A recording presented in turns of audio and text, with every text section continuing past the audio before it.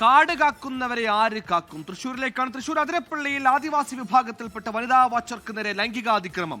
വാഴച്ചാൽ ഡിവിഷനിലെ section forest ഓഫീസാണ് ലൈംഗികാതിക്രമം നടത്തിയത്. ചാലക്കുടി ഡിവൈഎസ്പിയുടെ നേതൃത്വത്തിലുള്ള പോലീസ് സംഘം സെക്ഷൻ ഫോറസ്റ്റ് ഓഫീസർ പി ജോൺസനെ കസ്റ്റഡിയിലെടുത്തു.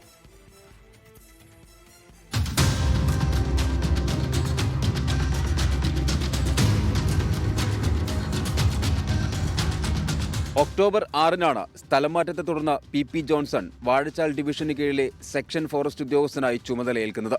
അന്നേ ദിവസം തന്നെ ആദിവാസി വിഭാഗത്തിൽപ്പെട്ട വനിതാ വാച്ചറോട് ലൈംഗിക അതിക്രമം നടത്തുകയായിരുന്നു.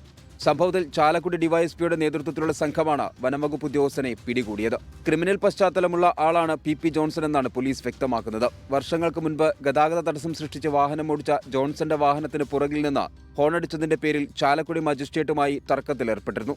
അന്ന് അച്ചടക്ക നടപടിയും നേരിട്ടു. പിന്നീട് സ്വന്തം മാതാവിനെ തന്നെ ജോൺസൺ ആക്രമിച്ചതായും പരാതി ഉയർന്നു. ഇതിനിടയിലാണ് സ്ഥലം മാറ്റവും ലൈംഗിക അതിക്രമവും. 24 തൃശൂർ. ലോകത്തെവിടെയായാലും ഏത് സമയത്തും 24 വാർത്തകളും ഓഗ്മെന്റഡ് റിയാലിറ്റി പാക്കേജുകളും എക്സ്പ്ലെയിനറുകളും വിശദമായി കാണാൻ ഞങ്ങളുടെ യൂട്യൂബ് ചാനൽ നിങ്ങൾക്ക് സബ്സ്ക്രൈബ് ചെയ്യാം.